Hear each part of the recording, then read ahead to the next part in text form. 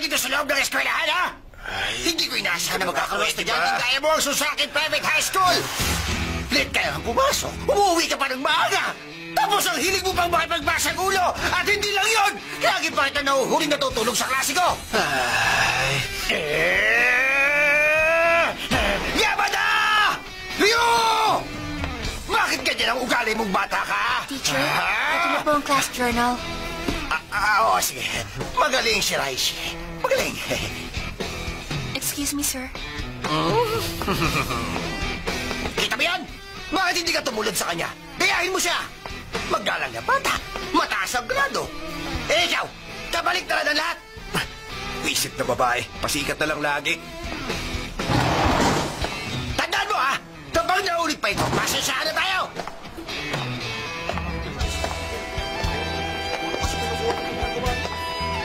Siya na naman, kahit kailan pasaway talaga. Sinabi mo pa, second year problem child. Hello? Oo, sige, pupunta na ako dyan, ha? Hintay mo ako. Mga puwisit. Umalis pa man din ako sa dating eskwelahan para walang makakilala sa akin. Pero parang nasa middle school din ako nito eh. Kala ko pa man din, mag-i-enjoy ako dito, hindi pala. Ha?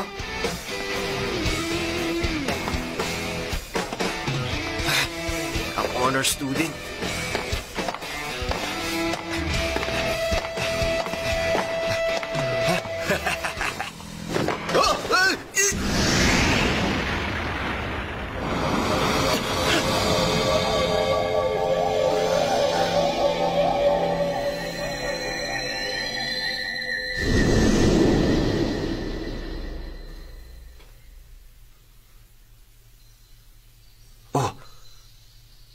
Anong nangyari? Sandali. Patay na ba ako? Ha? Ano to? Hindi naman ako patay. Nasa infirmary ako. Huh?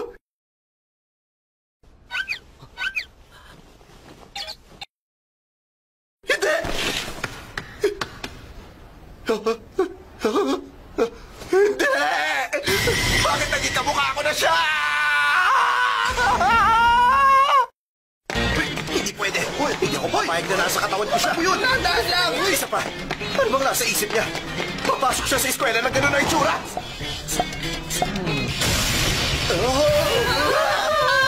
Nakakapagtaka naman. Hindi naman siya ganyan, di ba? Ang alam ko, maloko siya, hindi ganyan. Teacher, sa kasong ito, posible ba na i-substitute ang mga sagot sa letter A at C? Oo naman, pwedeng gawin yun. Ibig sabihin, ang sagot sa problem X ay magiging A. Ano bang ginagawa mo rito, ha? Halika mo rito, dali! Loko talaga yun, Hoy! Mas ginagawa niyo! Sabihin mo nga sa akin kung anong nangyari. Ipaliwanag mo kung paano at bakit nagkapalit ang katawan nating dalawa. Hindi ko alam. Anong hindi ang sinasabi mo? Sa itsura mong yan, alam kong alam mo ang nangyari. Kaya sabihin mo na kung paano ito nangyari sa ating dalawa. Siguro, Siguro ano? Sabihin mo! hindi ko maipaliwanag kung ano ang nangyari. Kung paano tayo nagkapalit. Pero, Ha? alam ko kung paano maibabalik sa dati ang lahat. Ha? Sa tingin ko, posibleng nangyari lang ang lahat ng ito nung pareho tayong nahulog sa hagdan. Kaya, pwede tayong bumalik sa dati kapag ginawa natin ulit yun. Sobrang hina na ng utak mo kapag hindi mo pa naintindihan yun. Alam mo, ikaw ng pinakamayabang na taong nakilala ko. O sige, halika na, pumunta na tayo sa hagdan. Hindi pwede. Ha? Wag muna. Kasi pareho ulit tayo mawawala ng malay. Hindi na ako pwede mawala ng matagal sa klase. Anong sabi mo? Ibig sabihin, ganito na lang tayong dalawa habang buhay? Ayoko rin naman. Isa pa, ayoko na may nakaipit sa pagitan ng hita ko. Ano? Tinignan mo! Pagtapos na lang ng klase, Mamaya pa? kasalanan mo to. Nangyari to dahil hindi ka nag-iingat sa pag-akyat sa hagdan. Kaya wala ka na magagawa kundi sumunod sa gusto ko. Oo, alam ko yun, pero... Hindi na nakakatuwa ito nangyayari sa akin, ha? Ano naman ang gagawin ko sa katawan na to? Wala akong maisip. Sandali nga. Ayos, pagkakataon ko na to ngayon. Sorry!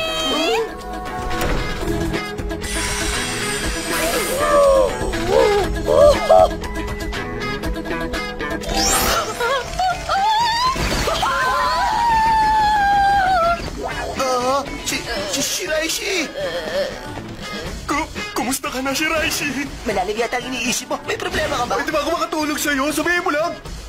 Kadiri naman. Pero, hindi ako pwedeng magpahalata nito. Okay lang ako, guys. Sorry, excuse me. Anong problema niya? Kakaiba ang kinikilos niyo ngayon, ah. Ay, ayoko ng ganito. Gusto ko nang bumalik sa katawan ko. Hoy! Nandito ka lang pala, Shiraishi. Huh? Ano bang ginagawa mo dyan, ha? Kanina ka pa namin hinahanap, Ikaw pala, Rin Sasaki. Kumusta? May dala akong lunchbox dito para sa'yo. Halika, sabay-sabay na tayong kumain. Kailangan ko muna silang sakyan. Sige, tara, kumain na tayo. Salamat sa pagkain! Ito pala ang lunchbox niya. Okay lang, kakainin ko pa din to. Oh, ano to? Pagkain ba to ng honor student?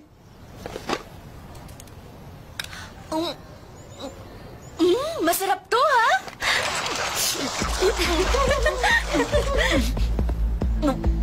Ayan. Sa palagay ko ngayon, kailangan na nating maghanda para sa next class.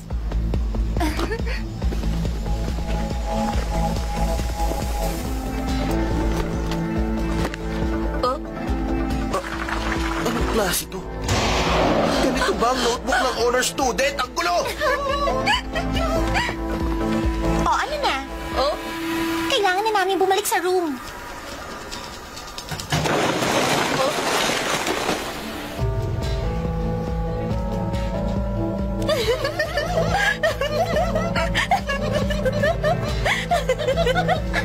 Alam ko na. Bakit? Ganito pala ang nangyayari. Grabe, ang sama rin pala ng ugali ng mga babae, no? Mukhang kailangan na nga talaga natin bumalik sa mga katawan natin. Bakit naman? Sorry sa mga nangyari. Hindi ko naman gusto na malagay ka sa alanganin ng dahil sa akin.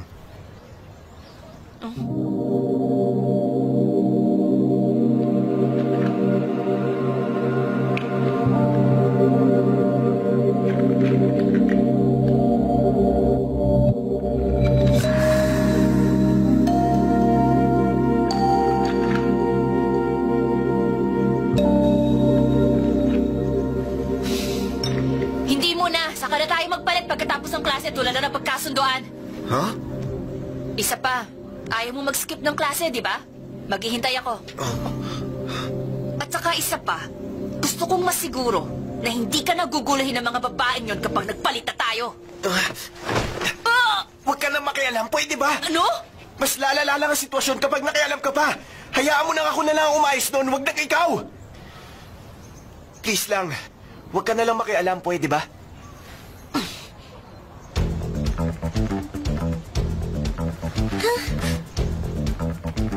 Anong pinag-usapan niyo ni Yamada sa rooftop?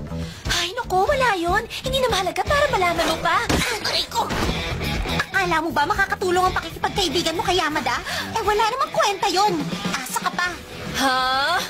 At sa palagay ko, alam naman niya kung anong mangyayari sa kanya kapag pinatulan niya at sinakta ng isang babaeng katulad ko.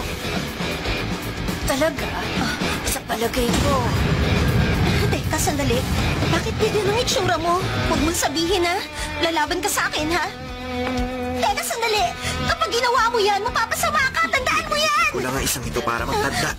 Siguradong hindi niya makakalimutan itong gagawin ko sa kanya. Nakapagtitig mo siya. Ano ba yung ginagawa mo, ha?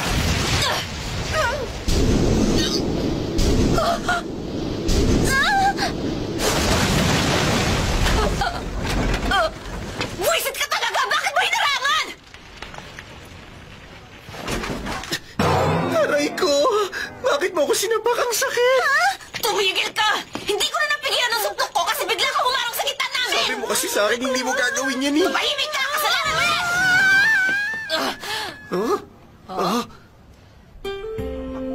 Grabe! Ito na yata ang pinakamalalang araw na naranasan ko sa buhay. Yan nga rin sana sasabihin ko, eh. O, sige na. Ngayon, pwede na ba tayong magbalik sa mga katawan natin? Hindi ka na uli guguluhin ng malditang yun. Hindi ko alam kung paano. Ano? Pero nung Tumakbo pa palayo sa atin si Sasaki kanina. Isa lang ang pumasok sa isip ko, buti nga sa kanya. Salamat sa ginawa mo, ha? Okay lang. Masyado naman diretso magsalita ang babaeng ito. O, paano? Game na ba? Sige.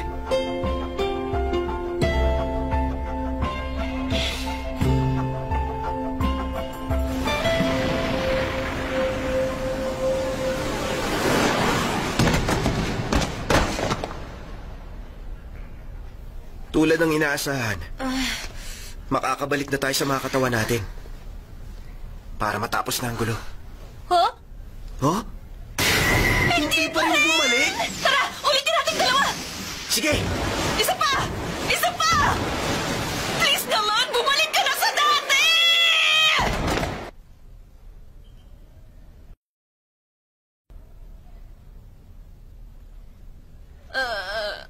Walang nangyari. Ibig sabihin, ganito na lang tayo habang buhay. Ayoko naman nun. Ano lang gagawin natin? Huh? Bakit ganyan ka? May isa pang paraan na hindi pa natin nagagawang dalawa mula kanina. Ano yun? Dali, sabihin mo! Nung nahulog tayo, naalala ko ang nangyari noon. Nag-kiss tayo. Ha? Ano ka? Bakit ko kailangan gawin sa'yo yun, ha? Sinaswerte ka ba? Hindi ako sure, pero ang alam ko, nadaganan mo pa nga ako noon. Subukan natin. Wala namang mawawala eh. Teka muna! Sigurado ka? Wala namang masama kung susubukan lang natin. Malay natin. Teka! Sandali! Hindi nga!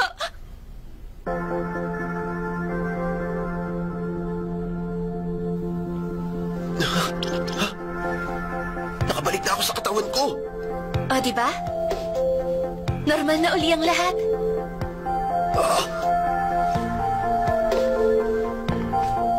Kailangan ko pang mag-aral. Bye! Ha? Teka lang!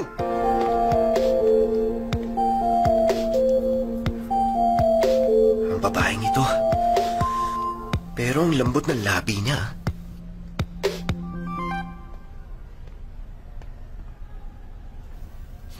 Okay yun ah.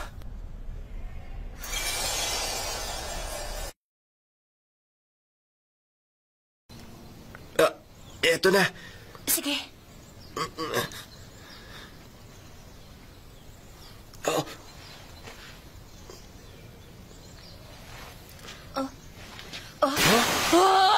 Nagpalit na naman tayo ng katawan ng ganun-ganun lang! Basta secret lang natin to. Walang ibang pwede makaalam bukod sa atin. Nakakapagtaka naman. Kaya niya akong halikan ng ganun na lang. Hindi naman kaya. Alam mo kasi, nararamdaman ko na mahal na kita, Yamada.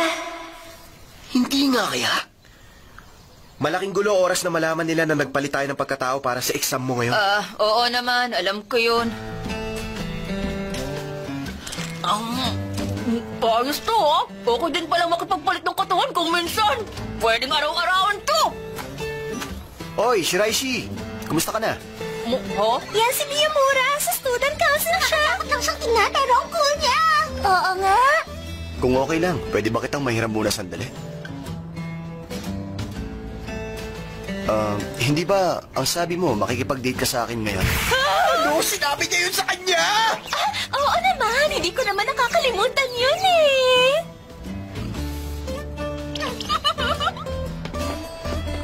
Siya nga pala, mukhang nagkakamabutihan na kayo ni Yamada. Uy, hindi naman. Magkasama lang lagi. Nagkakamabutihan na. Okay, sabi mo eh.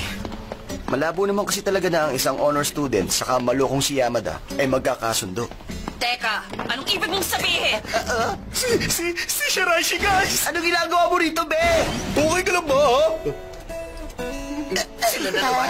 Ang mga kumag. Okay lang naman ako. Sigurado ka? Kasi tingin ko parang hindi. Oo nga naman. Halika, sumama ka na lang sa amin, mag-enjoy ka. Easy na. Okay lang ako. Walang problema. Ano ba kayo? Sigurado ka ba talaga? Ikwento Oo mo nga, na. tutulungan ka namin sa problema mo. Ibig ko ko na itong tatlong to. Diyan ka lang sa likod ko. Ako na ang bahala sa mga lokong to.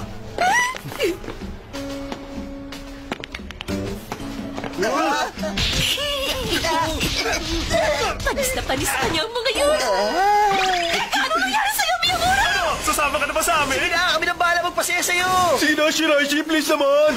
Nakakapwisit kayo sa ganang kampulo! Yan sa pool! Aray ko! Gusto ko lang namin makausap. Ganito pa ginawa mo sa amin. Hindi ka na makakinginang mo sa amin. Ano raw, pabor? Alam mo, pamilyar sa akin ang sipa na yan, ha? Nakita ko na yan. Ha? Anong sinabi mo? Isa pa, gusto kong malaman mo na hindi ako humingi ng date sa'yo kahit na kailan. Iyon ang totoo. Ngayon, kumbinsido na ako na ikaw, si Yamada, hindi ba? Teka, ano ba yung sinasabi mo? Hindi ko alam yan. Saka paano mangyayari yun? Bakit kailangan ko maging si Yamada? Nandiyan ka na pala, Shiraishi. Sandali, ano ba nangyayari dito? Shiraishi, hindi pala mali. Hindi niyo naman kailangan itago pa ang totoo. Siya nga pala.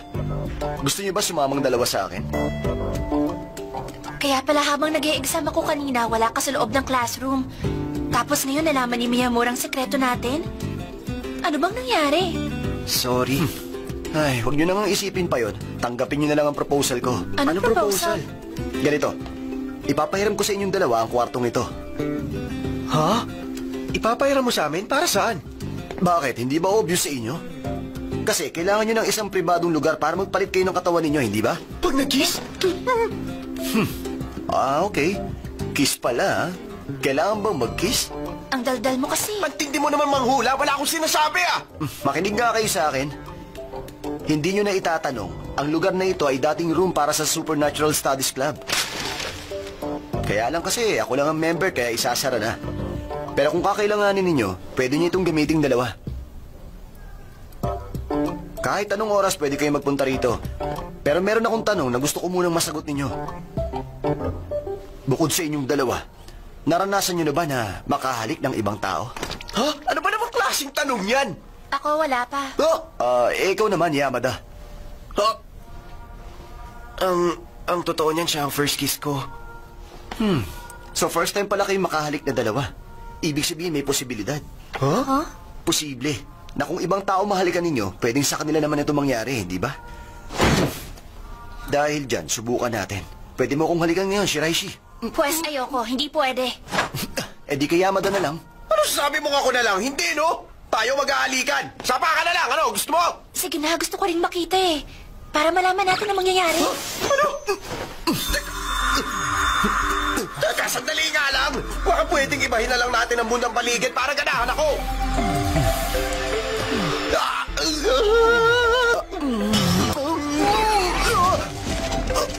Aba, nagkapalit nga kami ng katawan, ha? Ang lupit din ng katawan ni Yamada. Hindi totoo to! Ibig sabihin, meron din nakaipit sa pagitan ng binti. Baliw! Siyempre naman meron, no? Siya nga, meron din, oh. Tingnan mo, oh. Buisit ka! Bakit kailangan mo pa silipin yan?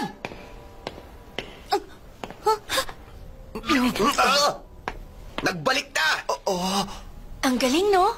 Sa tingin ko, magkakapalit kayo ng katawan ng kahit na sinong halikan mo. Aba, malay ko. Hindi ko pa naman nasubukan, ah. Sige, kung ganun, magyayaya ako ng ibang babae rito. Kailangan mo halikan, Yamada, para malaman natin ang totoo.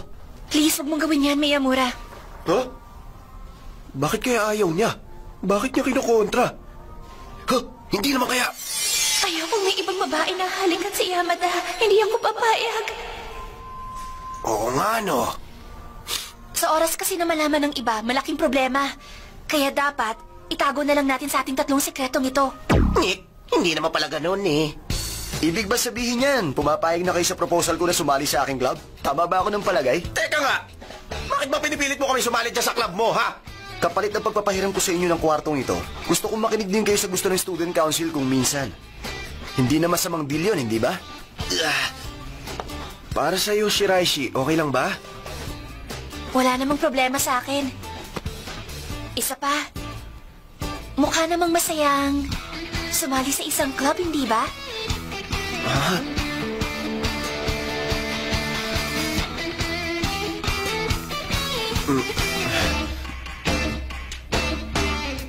Oh, ikaw ang bahala. E di sumali na lang tayo. Kung ganun naman pala, edi simulan na natin. Mula ngayon, ang Supernatural Studies Club ay muling bubuksan. Si Shiraishi ang club president. Ako ang vice president. At si Yamada, member lang. Member lang? Wala man lang posisyon? Huh? Nag-resume na ba ang activity na Supernatural Studies Club?